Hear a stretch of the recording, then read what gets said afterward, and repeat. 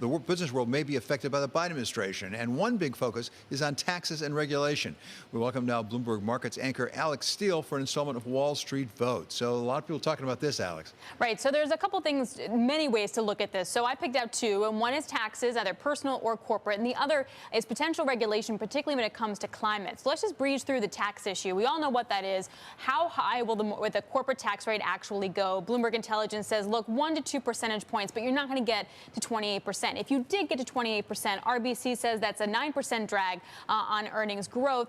Manufacturers and banks, like insurers, would be hit particularly hard because they were the big beneficiaries of the tax cut just a few years ago.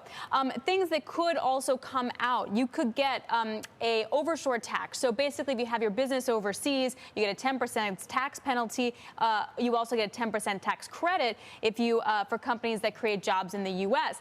That would negatively impact companies like PayPal, Uber, and Amazon the most. They created the most call center jobs overseas in 2019. A little tidbit that I did not know. So watch that space as well. And then, of course, you have all the stuff we care about, right? What happens to capital gains? Does the marginal tax rate go up? What about unrealized gains? Janet Yellen talked about that, saying, look, we got to find a way to deal with it, but it's a lot of technical issues to work out as well. Yeah, but let's talk about something near and dear to your heart, which is climate and regulation on climate. Is that going to be a boon or a bane for U.S. business?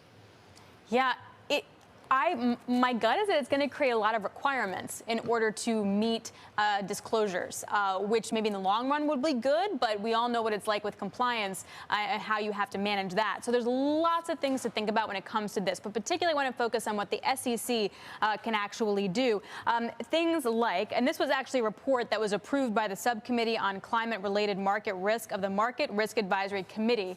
That's a mouthful. So this is a good template for what Biden could actually wind up doing here. So one is that they could set a carbon price. They could monitor the feed-through to the government-sponsored agencies, entities like insurance sector, for example.